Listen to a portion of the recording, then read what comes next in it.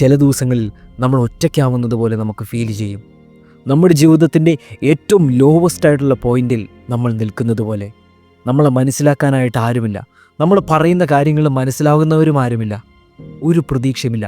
അടുത്ത ലൈഫിൽ എന്താണ് ചെയ്യേണ്ടതെന്ന് നമുക്ക് ഒരു ഐഡിയയുമില്ല. Yes, we feel lost.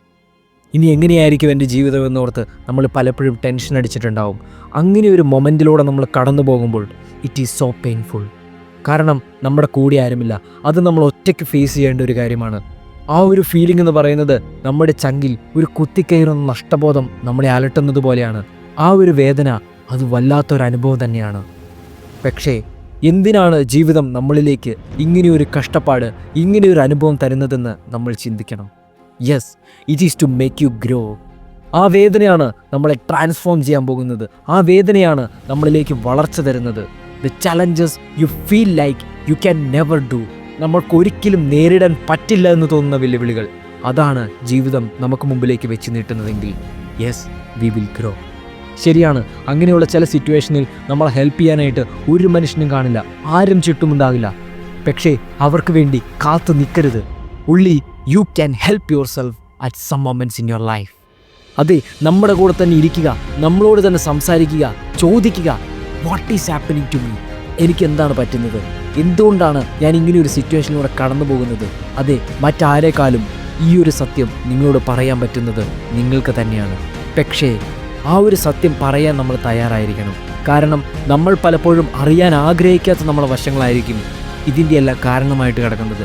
ചിലപ്പോൾ നമ്മൾ സമ്മതിച്ചു കൊടുക്കാത്ത നമ്മുടെ അലസതയായിരിക്കും, അല്ലെങ്കിൽ നമ്മളിലുള്ള ചെറിയ അഹങ്കാരമായിരിക്കാം, അല്ലെങ്കിൽ നമ്മുടെ ഈഗോസ് ആയിരിക്കാം. ഇത് നമ്മുടെ തന്നെ മുഖത്ത് നോക്കി നമ്മൾ പറയണം, you how to change this.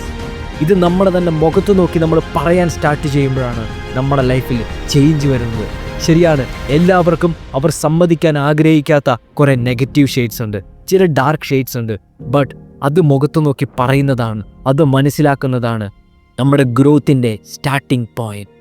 ഇനി നമ്മൾ നമുക്ക് തന്നെ ഒരു ഉറപ്പ് കൊടുക്കണം, ഈ പോയിന്റ് മുതൽ ഞാൻ മാറാൻ പോവുകയാണ്. മറ്റാരുടെയും കൂടിയല്ല ഞാൻ മത്സരിക്കുന്നത്, മറ്റാരെയും തോൽപ്പിക്കാൻ വേണ്ടിയല്ല ഞാൻ ജീവിക്കുന്നത്.